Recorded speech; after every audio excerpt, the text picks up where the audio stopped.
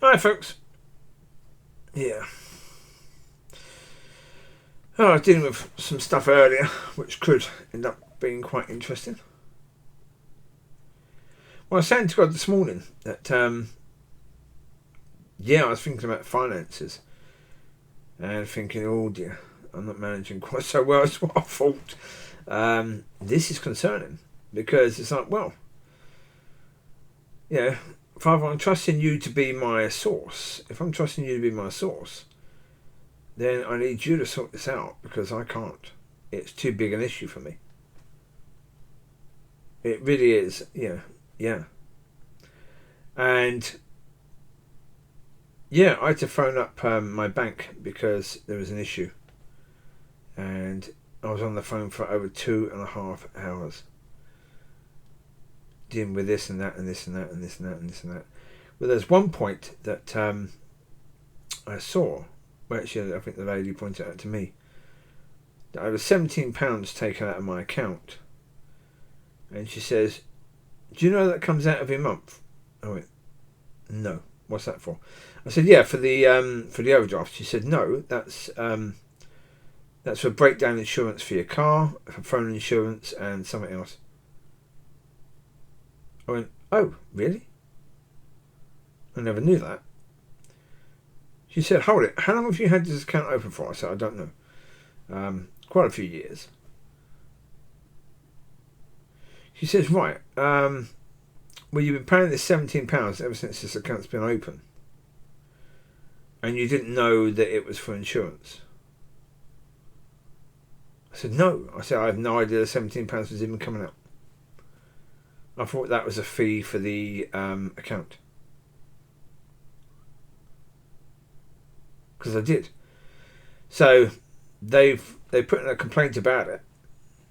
Saying I should have been told what the £17 was for and what was available.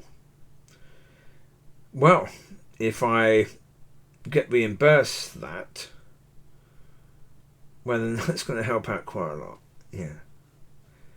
That would help out quite a lot. So, I don't know what's going to happen with regards to that. Because I was thinking recently about the possibility of going down to England and spending some time, a week or so down there. But I'd need money to be able to do that. It's not just money for fuel, it's money for food and, I'd probably have to stay in a hotel or B&B. I'd probably have to stay in a B&B, one where you can take doggies.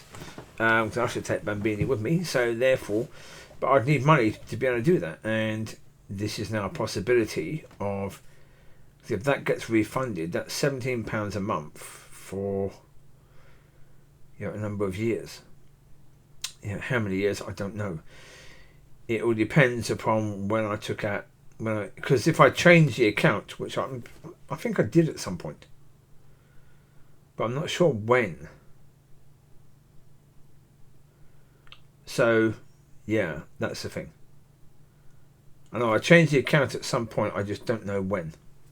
And so whenever I change the account, if they reimburse back from then that could see me with having enough money to spend a bit of time away from here, which would be good. So time will tell. Time will tell what the situation will be with regards to that. So that would be very, very interesting indeed. I was just watching some of the Man United game, Man United versus Crystal Palace, and I have to say the referee was pathetic. Sending Casemiro off because there was a situation where one of the players come charging into Anthony, knocking Anthony down the side into the boards, and a number of players run over, including Casemiro. Anthony reacted badly to that. I think Fred came in and shoved the person. Might be Fred, might have been Casemiro, I don't know. One of them. Now, my theory is, and this should never happen, but my theory is they did it because, of course, Fred, Casemiro and Anthony all play for the Brazilian team. So the first two players that come over were the international teammates of Anthony. Now that should never come into play. Never. Because that wasn't helpful, because Casemiro could be banned now for 3 games, which would not be good. But Casemiro was seen holding a player called Hughes around the neck with both hands. Both hands were around this player's neck, or around his neck area. And all he was doing was moving the player away from the fight. Just ushering the player away from the fight. Because guarantee, how the referee can't know this, I don't know. But we've all seen it. A player gets a touch around the face or the neck area and they're down. They're on the deck. Hughes did not go down. The fact that Hughes did not go down means there was no violence in any way, shape or form. Yeah, that referee shouldn't manage another Premier League game again. Not when making a decision like that. That was an awful decision. Absolutely terrible decision made there. But, yeah. Yeah, that's the reality. It is what it is. It is what it is. But, yeah. Should Casemiro have done that? No, not really. Ideally speaking, you wouldn't do that, because it gives the ref the powers to maybe send you off. But only idiot ref would send you off. Because, as I say, the referee knows we have a problem in the game now that as soon as a player is touched, they go down. Hughes never went down. The referee should have had a conversation with Hughes. He looked at the monitor. The VAR called him over as a possible red card. He looked at the monitor. And because it was seen as a possible red card, I think that's why he issued a red card. What he should have done was he should have spoke to Hughes and said, yeah, were you being strangled?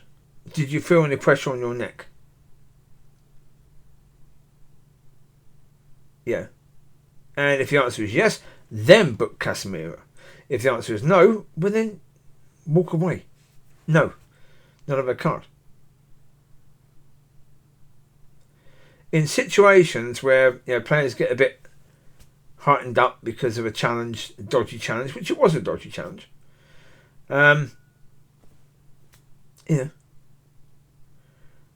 referees have got to understand that, as the term goes, shit happens. Because it does. And it's like, well, okay, with that being the case, let's make sure that we make good decisions and we don't completely wreck the game or wreck, next couple of games for this team or this player. Let's make wise decisions here. And the referee did not make a wise decision. That was a very, very poor decision by the ref. Yeah. Anyway, there you go. You take care. God bless. I'll speak to you soon. Have a good one. Have a fantastic weekend and a good week ahead. Bye-bye.